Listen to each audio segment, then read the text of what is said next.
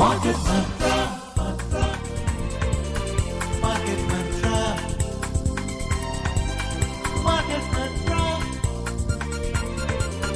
Market Mantra.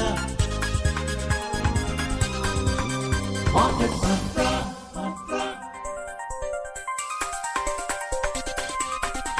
Market Mantra. Good evening and welcome to another edition of Market Mantra, the program in which we give you a complete update on the economic news of the day. And today, being a Saturday, we'll also be taking calls from you, our listeners, on any queries that you may have on business, economic and stock market matters. But do remember that we do not address stock or company-specific queries.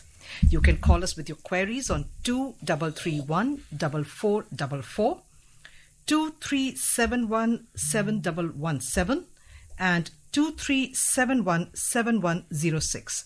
These are Delhi numbers, so do remember to prefix the Delhi STD code 011 in front of these numbers.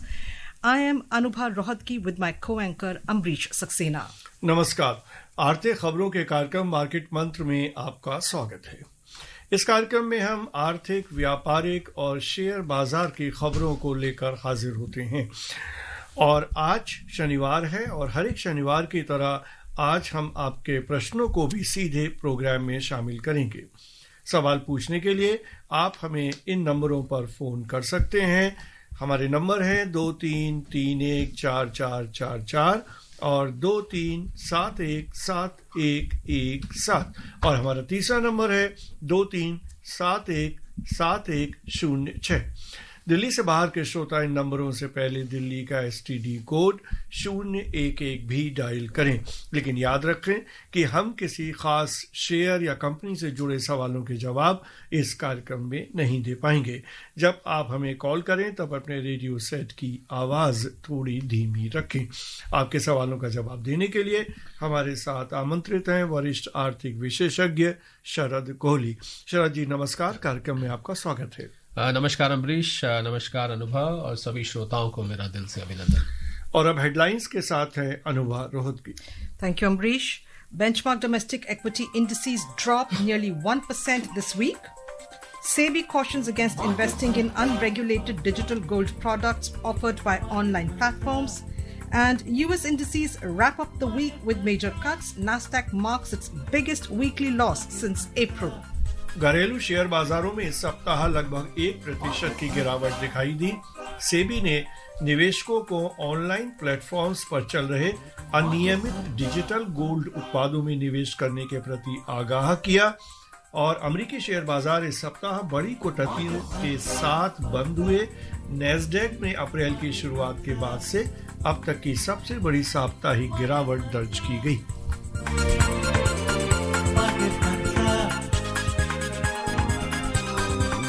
Market Mantra.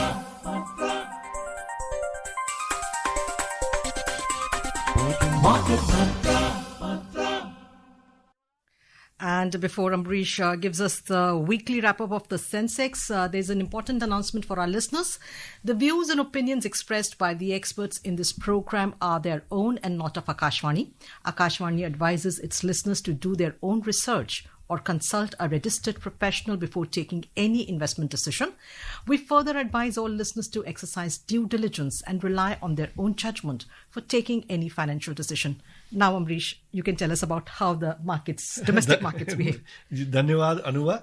और चलते हैं share बाजार का साप्ताहिक share बाजार का हाल जान लेते हैं। घरेलू शेयर बाजारों के सूचकांक सेंसेक्स और निफ्टी लगातार दूसरे सप्ताह गिरावट के साथ बंद हुए। विदेशी संस्थागत निवेशकों एफआईआई की बिकवाली, मुनाफा वसूली और विश्व के बाजारों से मिले संकेतों के प्रति सतर्कता कारपोरेट आमदनी पर भारी पड़ी और बाजारों को नुकसान उठाना पड़ा। अवकाश के चलते छोटे हुए सप्ताह में 4 में से 3 सत्रों में गिरावट दर्ज की गई। 30 शेयरों पर आधारित बॉम्बे शेयर बाजार का सेंसेक्स 722 अंक यानी 0.86% की गिरावट के साथ 83,216 अंकों पर बंद हुआ। नेशनल स्टॉक एक्सचेंज का निफ्टी 230 अंक यानी 0.9% गिरकर 25,492 अंकों पर बंद हुआ। बॉम्बे शेयर बाजार के व्यापक बाजार में भी गिरावट दिखाई दी। सप्ताह के दौरान मिड कैप सूचकांक 0.6%, जबकि स्मॉल कैप सूचकांक 1.5% से अधिक गिरा। विदेशी मुद्रा बाजार में सप्ताह के दौरान भारतीय रुपए में 11 पैसे की मजबूती दिखाई दी। एक अमरीकी डॉलर की कीमत 88 रुपए 66 पैसे दर्ज की गई। और दिल्ली से हमारे श्रोता योगेश लाइन पे हैं। योगेश नमस्कार, बताइए क्या पूछना चाहते हैं। सभी को नमस्कार। और मेरा सवाल ये है कि अक्सर ये देखा गया है कि ऑफिस में ईपीएफ को मैंडेटरी बता करके दिया जाता है, जबकि ऑलरेडी अगर किसी के पास में एनपीएस है और कहीं और उसका शॉर्ट टर्म डेट फंड में या लिक्विड फंड में निवेश है तो उसको ईपीएफ की जरूरत ज्यादा रहती नहीं है। तो इसके लिए क्या कानून है और क्या हमारे को करना चाहिए अगर हमारे को ईपीएफ से आउट होना हो या अगली कंपनी में जब हम जाएं तो हमें ईपीएफ अगर ना लेना हो तो क्या हम कर सकते हैं इसके लिए? योगेश देखिए, ईपीएफ की जो एप्लीकेबिलिटी है वो कंपनी के ऊपर होती है। कुछ कंपनीज पे एप्लीकेबल होता है, जो बहुत छोटी कंपनी होती है वो नहीं होता, और कुछ कंपनियां इसको वॉलंटरली भी ऑप्ट करती हैं। तो आपके सवाल का कई पहलू हैं, पर उसका मैं अगर एक ब्रॉड बेस्ड जवाब दूं तो ये निकलता है कि जब आप अपना एम्प्लॉयमेंट लेटर साइन करते हैं तो उस समय आप देखें कि इस कंपनी के ऊपर मैंडेटरीली यानी कि कानूनी तौर पर ये लागू होता है या नहीं होता। अगर आपको लगता है, क्योंकि आपका सवाल वहीं से निकल के आ रहा है, अगर आपको लगता है कि इस कंपनी के ऊपर मैंडेटरीली लागू नहीं होता है तो आप उस कंपनी को कह सकते हैं कि मैं इसमें शामिल नहीं होना सकता। पर उसमें यह भी एक बात है कि कुछ कंपनियां एम्प्लॉयमेंट टर्म्स का ये कंडीशन रख देती हैं कि आपको हमारे इस ईपीएफ प्रोग्राम में होना ही पड़ेगा। और मैं आपको योगेश ये भी बात बता दूं कि ईपीएफ एम्प्लॉय के हित के लिए ही होता है। कंपनी को तो उल्टा ईपीएफ लगाने में एक किस्म से अगर मैं कहूं तो सरदर्दी होती है, क्योंकि आपका काट के फिर अगर अपना भी कंट्रीब्यूट करते हैं तो अपना कंट्रीब्यूशन भी जाता है, तो कंपनी की सीटीसी जिसको हम कहते हैं cost to the company employ की, वो भी बढ़ जाती है।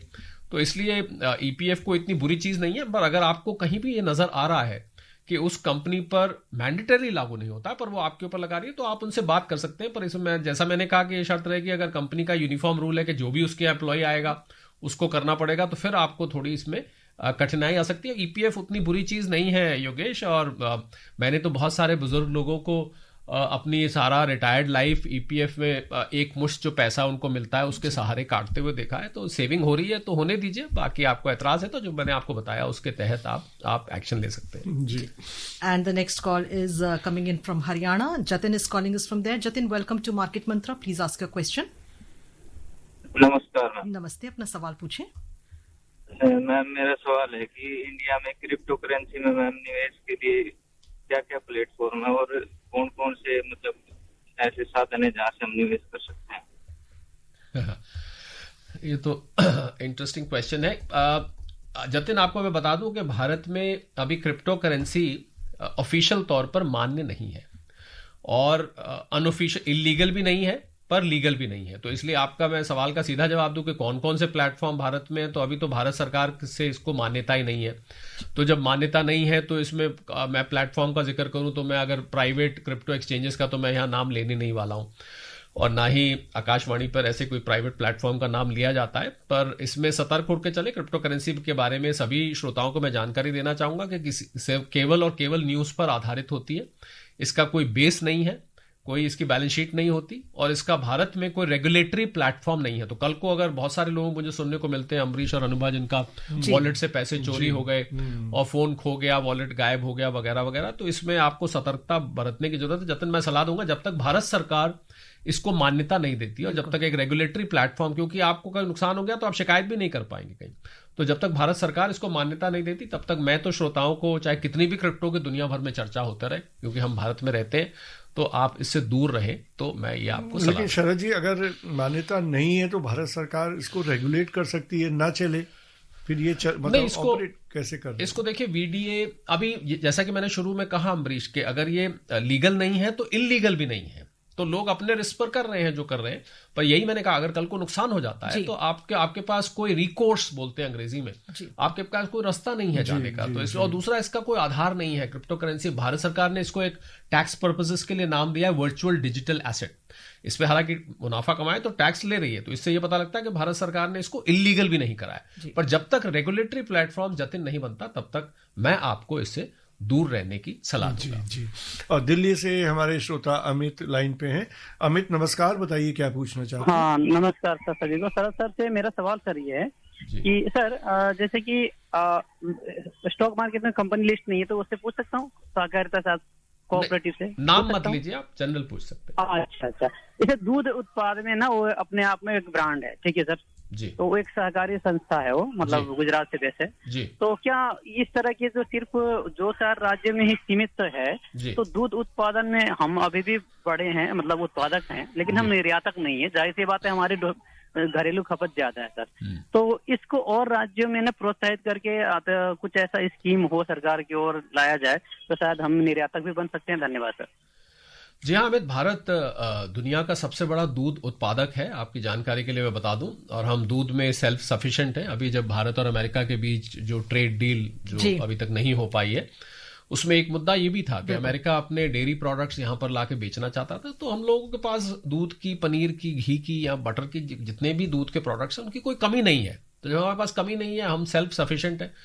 आपने कहा कि कुछ राज्यों में, गुजरात जैसे जाना जाता है, वहां से एक बहुत बड़ी डेयरी कोऑपरेटिव सोसाइटी निकल कर आती है, इनके शायद ध्यान में होगा क्योंकि हम नाम नहीं लेते। बाकी में भी करा जा रहा है डेयरी का। जहां जहां असल में क्या है कि डेयरी को जब आप प्रोत्साहन देते हैं तो वहां पर कितने हमारे पास कैटल हैं, एक तो इस पर निर्भर करता है, प्लस कितने वहां किसान हैं। अब जैसे जिस कोऑपरेटिव को हम, आप शायद गुजरात की बात करते हैं, बहुत सारी महिलाएं उससे जुड़ी हुई हैं और पूरा एक वो रेवोल्यूशन बन चुका है और उसके प्रोडक्ट्स तो सारे देश में बेचे जाते हैं। तो कहीं पर भी होता है अमित, तो डिपेंड करता है कि कितने कैटल हैं, कितने किसान उससे जुड़े हुए हैं, इन सब चीजों पर निर्भर होता है। पर मुझे ये पक्का यकीन है कि भारत सरकार पूरी तरह से डेयरी को आगे बढ़ाने में कमिटेड है, इस बात से आप निश्चिंत रहें। तो धीरे धीरे करके अब तो मुझे नए दूध के ब्रांड्स और डेयरी प्रोडक्ट्स के ब्रांड्स सुनने को मिलते हैं जो कि पहले नहीं मिलते थे, और ये अलग अलग राज्यों से आ रहे हैं। तो आप देखें अमित, ये रिवोल्यूशन जो है धीरे धीरे भारत में फैल रहा है, तो आपकी चिंता दूर हो जाएगी।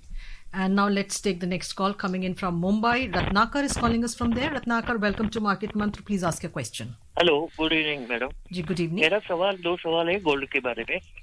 एक पहला सवाल है कि अभी गोल्ड जो बढ़ रहा है 1,24,000 10 ग्राम के लिए हो गया, तो कॉमन मैन के लिए वो बहुत दूर की बात है परचेज करना।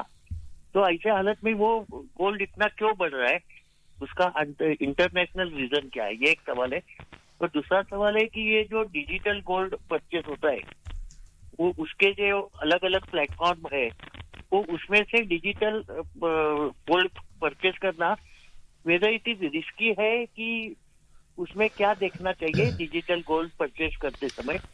रत्नाकर जी, आपका जो पहला सवाल है उसमें तो पूरा का पूरा एक शो किया जा सकता है क्या कारण है, पर मैं आपको बहुत ही संक्षिप्त में बताता हूँ। सेंट्रल बैंक दुनिया भर में गोल्ड खरीद रहे हैं। अमेरिका की कुछ आर्थिक नीतियां ऐसी हैं जिसने गोल्ड प्राइस को बढ़ाया है। जियोपॉलिटिकल टेंशंस भी हैं, इसके कारण भी गोल्ड बढ़ रहा है। गोल्ड एक सीमित मात्रा में 2,20,000 टन कुल गोल्ड आज तक माइन हो चुका है। दूसरा, आपने पूछा कि डिजिटल गोल्ड प्लेटफॉर्म्स अगर वो रिकॉग्नाइज प्लेटफॉर्म नहीं है ऑनलाइन तो उनसे दूर रहना चाहिए। और मुझे लगता है हमारे जो माननीय दोनों एंकर्स हैं आज, वो भी आपको खबर भी शायद सुनाएंगे कि सेबी ने भी इस बारे में अलर्ट किया है कि आप इनसे दूर रहें। सिर्फ और सिर्फ जो मान्यता प्राप्त ETFs हैं, एक्सचेंज ट्रेडेड फंड्स जो बोलते हैं, उनमें आप निवेश करें। बाकी डिजिटल प्लेटफॉर्म, मैंने ऐसा भी देखा कुछ ज्वेलर्स ने अपनी ही स्कीम्स निकाल रखी हैं। वो आपके और ज्वेलर के बीच का रिश्ता है। अगर आपको उस ज्वेलर पे विश्वास है, वो आपको कुछ ऐसा दे रहा है कि आप इतने रुपए महीने जमा करते रहिए इतने साल, वो आपके और ज्वेलर के बीच का, उसको भी तथ्य आपको पूरे वेरीफाई करने चाहिए। पर जो ऑनलाइन डिजिटल प्लेटफॉर्म्स हैं उनसे दूर रहे, वो मान्यता प्राप्त जरूरी नहीं कि वो हो। और दूसरा, आपको ETFs के माध्यम से करिए। ETF एक बहुत अच्छा विकल्प निकल कर आया जिसमें आपको डीमैट फॉर्म में शेयर्स में, उसको कभी भी आप बेच खरीद भी कर सकते हैं। And just as Ratnakar asked about the digital platforms for buying gold, let me just take up the next story. The Securities and Exchange Board of India, SEBI, has cautioned investors against investing in unregulated digital gold products offered by online platforms. The SEBI said such schemes operate outside its regulatory purview. The market regulator said it has been observed that certain digital and online platforms are promoting investments in digital gold or e-gold products as alternatives to physical gold. SEBI underlined that these products are not recognized as securities or regulated commodity derivatives under existing laws. The regulator also reminded investors that no investor protection mechanisms applicable in the securities market would cover investments in such unregulated digital gold or e-gold schemes. So, Sharadji, as you were just earlier talking about cryptocurrency, that there is no regulator, so if you're investing, it's at your own risk. So SEBI has also, like I just read, that has said that there is no protection mechanism applicable in the security markets if you are going to go for such digital and online platforms. And a very clear warning coming in from SEBI here. Exactly, that's what I said, because as I said, Anubha, a lot of jewelers have schemes, they want to get in more and more customers, make it more affordable, those EMI system and so on. So it's between the customer and the jeweler. Tomorrow if something happens, you will have no recourse, as I said. Yes. Right. और चलते हैं दिल्ली से हमारे श्रोता विशाल line पे हैं। विशाल नमस्कार, बताइए क्या पूछना चाहते हैं। नमस्कार सर। सर मेरा HDFC सिक्योरिटी में अकाउंट है और मुझे ज्यादा नॉलेज नहीं है शेयर मार्केट की, तो मैंने 3 अक्टूबर को KIOCL के ना शेयर जो है इंट्राडे में शॉर्ट सेल कर दिए थे, थोड़े थोड़े करके 10,000 शेयर सेल हो गए थे 516 रुपए पे। अब उसमें 11 बज के सुबह 20 मिनट पे अपर सर्किट लग गया। अपर सर्किट लगने के बाद मेरे को पता नहीं था कि ये अपने आप शेयर कटेगा नहीं या क्या होता है क्या नहीं होगा। इसमें HDFC सिक्योरिटी की तरफ से मुझे कोई जानकारी नहीं दी गई और मैं उनको बार बार कॉल करता रहा, नेक्स्ट डे भी और उससे अगले दिन भी 3-4 दिन लगातार कॉल किया, उन्होंने कोई भी मेरे को इन्फॉर्मेशन नहीं दी। अब लास्ट में उन्होंने मेरे को 9 तारीख को बोला कि भाई आपका जो शेयर है वो ऑक्शन में चला गया है और वो क्लोज आउट होके आपके 24 लाख रुपए जो शेयर अपर सर्किट पे गया वो प्लस उस पे नेक्स्ट डे का रेट प्लस उस पे 20% पेनल्टी लग के 24 लाख रुपए मेरे अकाउंट से उन्होंने काट लिए। तो सर इसमें मेरी इनकी HDFC का कुछ भी वो रिस्पॉन्सिबिलिटी नहीं बनती कि भाई आप ये मेरे को टाइम पे बताते तो मैं इस लॉस से बचता, कुछ ना कुछ तो मेरा रास्ता निकलता। विशाल, पहली बात तो हम यहाँ पर कोई स्पेसिफिक ट्रांजैक्शन, स्पेसिफिक कंपनी या स्पेसिफिक ब्रोकर फर्म के बारे में बात नहीं करते, पर आपके साथ जो हुआ है क्योंकि हमने पूरा सुना तो उसमें जनरल मैं ये बताना चाहूंगा कि शेयर मार्केट में जब आप शॉर्ट सेल कर रहे हैं, और शॉर्ट सेलिंग का मतलब है कि आपके पास शेयर्स नहीं है और आप उसको बेच रहे हैं, तो आपको उसको सेम डे कवर करना होता है या जो कॉन्ट्रैक्ट एक्सपायरी उससे पहले कवर करना होता है, क्योंकि आपने शॉर्ट सेल किया और डिलीवरी के लिए वो आए नहीं होंगे। तो क्या होता है, वो उसको ऑक्शन बोलते हैं, ऑक्शन में स्टॉक एक्सचेंज या ब्रोकर उसको परचेज कर और उस ट्रांजैक्शन को स्क्वायर अप करना पड़ता है। तो उसमें जो घाटा या मुनाफा होता है वो आपके सिर पर होता है। तो ये इंग्लिश में कहावत है, अनुभव और अमरीश को और सभी श्रोताओं को भी मैं बताना चाहूंगा, little knowledge is a dangerous thing. तो पूरी जानकारी विशाल, ये जो आपने ट्रांजैक्शन किया इसके लिए तो पूरी जानकारी और ट्रेनिंग चाहिए होती है, क्योंकि आप शॉर्ट सेल कर रहे हैं, डिलीवरी है नहीं, तो बहुत स्क्रीन पे से नजर गड़ा के रखनी पड़ती है। उन्होंने खुद भी कहा कि मुझे ज्यादा आइडिया नहीं है। हाँ, तो ज्यादा तो होता क्या है, विशाल के साथ जो हुआ कहा सुनी में, जैसे इनके किसी दोस्त ने किया होगा, उसने कहा भाई मैंने बड़े पैसे कमा लिए एक दिन में शॉर्ट सेल करके, तू भी शॉर्ट सेल, तो मार्केट का। और मैं एक और जानकारी दे दूं, सेबी का डेटा कहता है कि 89 से 90% लोग डेरिवेटिव्स में पैसा गवा देते हैं। तो विशाल, हमें बहुत खेद है, आपका पैसे का नुकसान हुआ, हमें बहुत दुख है इस बात का, पर शायद आपके लिए आगे के लिए लेसन है और बाकी श्रोताओं के लिए भी लेसन है कि जब तक पूरी जानकारी ना हो आप इसमें इस तालाब में छलांग ना मारे, क्योंकि तैरना ना आता हो तो बहुत खतरे की सिचुएशन बन सकती है, जो आपके साथ हुआ है। जी। और let's take the next caller. Mr. NR Prasad is calling us from Bangalore. Mr. Prasad, welcome to Market Mantra. Please ask your question. Thank you. Good evening. This is NR Prasad from Bangalore. Sharadji, 2 questions. Lot of IPOs coming, especially during the last 3 months, a lot of IPOs coming. But what is surprising and shocking is most of these IPOs are trading below their offer prices.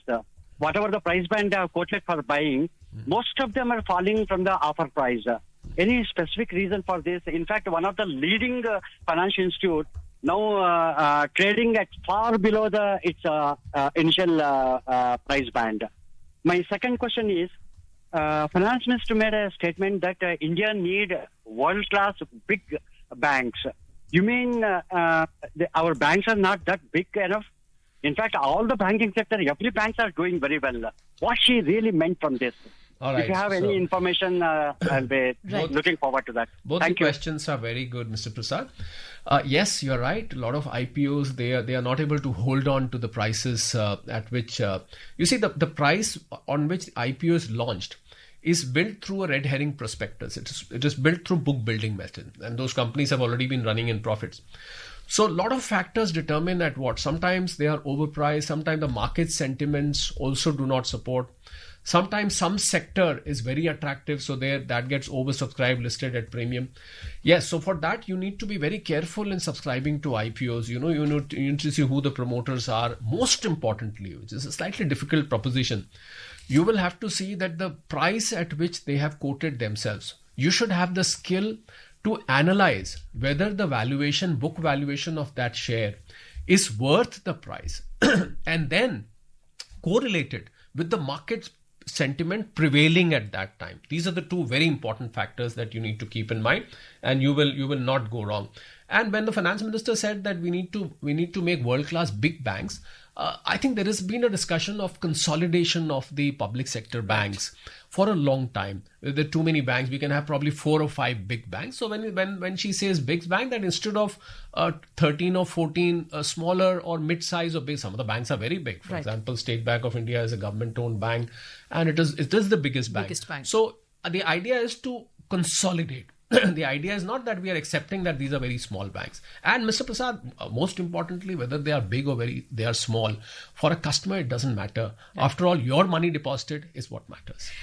We have a next caller online with us from Delhi, but before we take the call from Keshav, let's listen to the next story from Amrish. जी, और वाणिज्य और उद्योग मंत्री पीयूष गोयल ने आज Melbourne में Australia के व्यापार और पर्यटन मंत्री डॉन फेरेल और कौशल एवं प्रशिक्षण मंत्री एंड्रयू जाइल्स से मुलाकात के बाद न्यूजीलैंड और ऑस्ट्रेलिया की अपनी 2 देशों की यात्रा पूरी की। सोशल मीडिया पर एक पोस्ट में श्री गोयल ने कहा कि चर्चा भारत ऑस्ट्रेलिया आर्थिक साझेदारी की पूरी क्षमता को उजागर करने पर केंद्रित रही, जिसमें एक महत्वाकांक्षी और संतुलित व्यापक आर्थिक सहयोग समझौता भी शामिल है। And now let's take the call from Keshav. Keshav, कार्यक्रम में आपका स्वागत है। अपना सवाल पूछें। हाँ जी, नमस्कार जी। नमस्ते, सवाल पूछें। हाँ, शरद जी को मेरा नमस्कार। मैं शरद जी आपसे 2 बातें पूछना चाहूंगा जी। अभी एक श्रोता ने बोला कि मुझे नॉलेज नहीं थी, इसी कारण से मैं भी शेयर मार्केट में अब तक 8 साल हो गए मैं पैसा नहीं लगा पा रहा हूँ।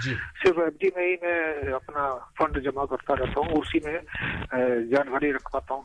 इसके लिए कोई एक्सपर्ट ऐसा होना चाहिए जो हमारी हेल्प के लिए हो। दूसरा सवाल मेरा ये है कि गोल्ड होता है, मैंने पिछले सैटरडे मंडे को भी एक क्वेश्चन पूछा था, तो उन्होंने बोला था इसका हमें रिसर्च करके आना पड़ेगा। मैंने बोला था गोल्ड जैसे पीले रंग का होता है, तो गोल्ड व्हाइट कलर का भी होता है। अंग्रेज लोग ज्यादातर व्हाइट गोल्ड ही पसंद करते हैं, क्योंकि मेरे फ्रेंड जो हैं इसी की मैन्युफैक्चरिंग करते हैं और गोल्ड के ही काम करते हैं, तो उनके पास व्हाइट गोल्ड का भी काम होता है। इसमें सोना तो वो पीला ही होता है जी, पर उसमें कुछ मैकिंग ऐसी डाली जाती है जो व्हाइट हो जाता है। तो इसकी मैं जानकारी इसलिए देना चाह रहा हूँ आपके द्वारा। आपका सवाल अपना पूछिए केशव। व्हाइट भी होता है जी। आपका क्या कहना है? चलिए, आपका पहला सवाल था कि आपको 8 साल हो गए आप एफडी में पैसा रखते हैं, और आप मार्केट मंत्रा के अगर नियमित श्रोता हैं, जो मुझे लगता है आप हैं, क्योंकि मुझे याद आ रहा है आपका नाम आप पहले भी पूछते रहते हैं। मुझे लगता है मार्केट मंत्रा सुनने वाले जो लगातार सुनते हैं लोग, उनको तो मार्केट की धीरे धीरे जानकारी होती जाती है। बहुत सारे सोर्सेस हैं केशव, इसको जानकारी हासिल करने के। ऑनलाइन कर सकते हैं, कोर्सेस होते हैं इसके, किताबें मिलती हैं, तो आप उनको पढ़िए, नियमित तौर से छुड़िए, थोड़ा थोड़ा करके म्यूचुअल फंड्स के जरिए स्टार्ट करिए और जब आप कर सकते हो। दूसरा, व्हाइट गोल्ड, बिल्कुल आपने तो खुद ही अपने सवाल का जवाब दे दिया। व्हाइट गोल्ड में कुछ गोल्ड बिल्कुल पीला होता है, चमकदार होता है, येलो कलर का होता है, उसमें कुछ मिलाया जाता है। व्हाइट गोल्ड की ज्वेलरी बनती है। बहुत सारी मैंने देखा है महिलाएं वो व्हाइट गोल्ड ज्वेलरी प्रेफर करते हैं, पर ज्यादातर लोग गोल्ड का जब तक वो पीले वाली चमक ना आए और गोल्ड का मजा नहीं आता, गोल्डन कलर ना आए, पर हाँ कुछ शौकीन लोग व्हाइट गोल्ड का इस्तेमाल करते हैं। अब आप क्या केशव जी बनाना चाहते हैं व्हाइट गोल्ड? आप मुझसे मैन्युफैक्चरिंग का तरीका? जी हाँ, आपने जवाब दिया, खुद ही उसमें कुछ मिलाया जाता है जिससे वो व्हाइट होता है, पर पीला रहे तो मुझे लगता है बेहतर। जी, let's move on to the next story. A senior team of negotiators from the European Union EU visited New Delhi this week for negotiations with Indian counterparts on the proposed India-EU Free Trade Agreement FTA. The week-long negotiations, which commenced on the 3rd of this month, concluded yesterday. The Commerce and Industry Ministry said during the period, discussions were held towards a comprehensive, balanced and mutually beneficial trade agreement. Deliberations during this period covered a wide range of chapters, including goods, services, investment, trade, sustainable development, rules of origin and technical trade barriers. और GST से जुड़ी खबर, नरेंद्र मोदी सरकार द्वारा कई क्षेत्रों में GST दरों में कटौती के साथ 22 सितंबर को शुरू किए गए जीएसटी बचत उत्सव से देश भर के नागरिकों को लाभ हो रहा है। इस कड़ी में आज हमारे संवाददाता ने बताया कि अगली पीढ़ी के जीएसटी सुधारों से मणिपुर की अर्थव्यवस्था को कैसे बढ़ावा मिल रहा है। नए जीएसटी सुधारों से मणिपुर के कारीगरों, किसानों और छोटे व्यवसायों को वित्तीय राहत मिलने के साथ साथ समावेशी विकास को भी राहत प्रदान की है। संशोधित कर ढांचे के अंतर्गत पैकेज्ड कॉफी पर कर की दर 18% से घटाकर 5% कर दी गई है, जिससे राज्य के कॉफी उद्योग को बढ़ावा मिला है। जीएसटी में की गई कटौती से उखरूल, सेनापति और चंदेल जैसे कॉफी उत्पादन वाले जिलों को विशेष लाभ हुआ है। सरकार के इस कदम से प्रसंस्करण, पैकेजिंग और वितरण क्षेत्रों में नए रोजगार के अवसर भी उत्पन्न हो रहे हैं। इसके साथ ही प्रसंस्कृत खाद्य पदार्थ जैसे बांस की कोपले, किण्वित खाद्य पदार्थ और सब्जियों से बने उत्पादों पर भी जीएसटी की दरें 5% कर दी गई हैं। इसके साथ ही राज्य में कई आवश्यक वस्तुओं पर कर कम हुआ है, जिससे स्थानीय उत्पाद अधिक किफायती हुए हैं और क्षेत्रीय उद्योगों व आजीविकाओं को भी बढ़ावा मिला है। नए जीएसटी सुधारों के तहत इस युक्तिकरण का उद्देश्य अधिक मांग को प्रोत्साहित करना, रोजगार को संरक्षित करना और मणिपुर में ग्रामीण और शिल्प अर्थव्यवस्था को मजबूत करना है। सौम्या के साथ अमन यादव, आकाशवाणी समाचार, दिल्ली। दिल्ली से हमारे श्रोता संजीव लाइन पे हैं, उनसे अनुरोध है कि वो थोड़ी प्रतीक्षा करें। तब तक अनुभा जी अमरीकी बाजारों का हाल आपके सामने लेकर आ रही है। Thank you, Amrish. Major US indices closed mixed yesterday. The tech-heavy Nasdaq Composite Index dropped 0.2%. Conversely, the Dow Jones Industrial Average as well as the S&P 500 both added over 0.1%. Meanwhile, the indices locked weekly losses as fear about elevated tech sector valuations and a highly concentrated market weighed over investors' sentiment. For the week, the Nasdaq plummeted around 3%, marking its biggest weekly loss since early April. The S&P 500 lost 1.6%, while the Dow shed 1.2%. And now let's take the query coming in from Sanjeev, who's calling us from Delhi. Sanjeev, welcome to Market Mantra. Please ask your question. नमस्कार के साथ question यह है कि corruption किसी देश की GDP को कितना पुल डाउन कर सकता है अगर उस देश की रेटिंग 90 to 100 के बीच में आती है वर्ल्ड ऑर्डर में इन करप्शन। बिल्कुल संजीव, करप्शन तो अच्छी बात नहीं है और करप्शन किस स्तर पे है, किस एक्सटेंट तक है, उस पर रेटिंग निर्भर करेगी। बहुत ही सब्जेक्टिव आपने बात पूछी है, इसका जवाब तो सब्जेक्टिव ही दिया जा सकता है कि जितनी करप्शन ज़्यादा होगी, नेचुरल बात है, उस देश की जो रेपुटेशन है उसकी छवि पर असर पड़ता है। हम तो यही कहते हैं कि ना ही हो, करप्शन समाप्त हो जाए, जड़ से समाप्त हो जाए तो और अच्छी बात है। बाकी ऐसे अब ये तो करप्शन का लेवल पता लगे तो आप रेटिंग 90 to 100 है या जो भी है, वो बहुत ही सब्जेक्टिव बात है और मुझे लगता है इसका जनरल ही जवाब दिया जा सकता है। और रेटिंग कुछ भी हो पर उसकी पूरी जीडीपी पे, पूरी अर्थव्यवस्था पर बिल्कुल असर होता है। जैसा अगर छवि पे फर्क पड़ेगा तो विदेशी निवेश पर फर्क पड़ेगा, छवि पे फर्क पड़ेगा इन्वेस्टमेंट पे फर्क पड़ेगा। ओवरऑल करप्शन तो शब्द ही ऐसा है जो मुझे लगता है नाम लेते ही एक स्टिग्मा अंग्रेजी में बोलते लग जाता है। और चलते हैं अगली खबर की ओर। राष्ट्रपति डोनाल्ड ट्रंप और हंगरी के प्रधानमंत्री के बीच हुई बैठक के बाद अमेरिका ने हंगरी को रूस से तेल और गैस खरीद पर अमेरिकी प्रतिबंधों से 1 साल की छूट दे दी है। यह छूट यूरोप पर रूस की ऊर्जा का उपयोग बंद करने के लिए दबाव डालने के बावजूद दी गई है। इसके अलावा हंगरी ने लगभग $60 करोड़ मूल्य के अनुबंधों के साथ अमेरिका से प्राकृतिक गैस खरीदने की प्रतिबद्धता व्यक्त की है। बैठक में अमेरिकी और हंगरी के बीच आर्थिक सहयोग बढ़ाने पर भी ध्यान केंद्रित किया गया। A very short comment from you, Mr. Kohli, on this. We are at the, we are getting the stick for buying Russian energy, but President Trump has exempted. Well, I think because probably Hungary agreed to buy some energy from the US, so it's a reciprocal advantage which is being seen here. A little partisan approach, I would say. And on that note, thank you so much for coming to the studio and answering the queries of our listeners. And before we close, a look at the headlines. Benchmark domestic equity indices dropped nearly 1% this week. SEBI cautions against investing in unregulated digital gold products offered by online platforms. And US indices wrap up week with major cuts. Nasdaq marks its biggest weekly loss since early April. And that's it in this edition of Market Mantra. For now, goodbye, namaskar. इस कार्यक्रम में विशेषज्ञों द्वारा विचार उनके अपने हैं। आकाशवाणी अपने श्रोताओं को सलाह देता है कि निवेश का निर्णय करने से पहले स्वयं रिसर्च करें या किसी पंजीकृत सलाहकार से राय लें।